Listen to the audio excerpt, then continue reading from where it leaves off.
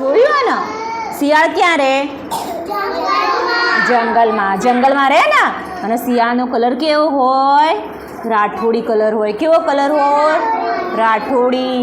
અને દ્રાક્ષ જોઈ છે ને બધાને? દ્રાક્ષનો કલર કેવો હોય? લીલો. અને દ્રાક્ષ કેવી હોય? તો ખાટી. કેવી હોય? ખાટી. તો આજે આપણે વાર્તા સાંભળીશું ખાટી દ્રાક્ષ અને શિયાળભાઈની.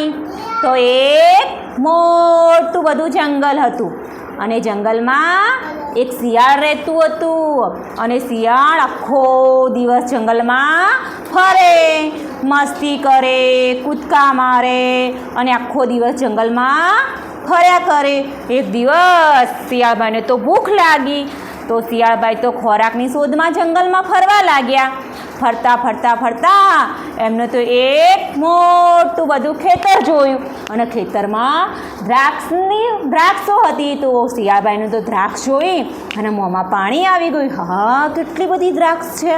તો મોંમાં પાણી આવવા લાગ્યું. તો શિયાળભાઈ તો ગયા દ્રાક્ષ છોડે, પણ દ્રાક્ષ તો ઘણી બધી ઊંચી હતી અને શિયાળભાઈ હતા નાના, એટલે દ્રાક્ષ સુધી પહોંચી શક્યા નહીં. તો શિયાળભાઈ તો કૂદકા મારવા લાગ્યા. પહેલો કૂદકો માર્યો, બીજો કૂદકો માર્યો, ત્રીજો કૂદકો માર્યો, પણ શિયાળભાઈ દ્રાક્ષ સુધી પહોંચી શક્યા નહીં. અને છેવટે શિયાળભાઈને તો બહુ જ થાક લાગ્યો. અને થાક લાગ્યો તો એ તો બેસી ગયા. પાછા ઊભા થયા, પાછા કૂદકા મારવા લાગ્યો. પહેલો કૂદકો માર્યો, બીજો કૂદકો માર્યો, ત્રીજો કૂદકો માર્યો, પરંતુ દ્રાક્ષ મળી નહીં. પછી શિયાળભાઈ તો થાકી અને પછી દ્રાક્ષ મળી નહીં એટલે શિયાળભાઈ તો શું કીધું?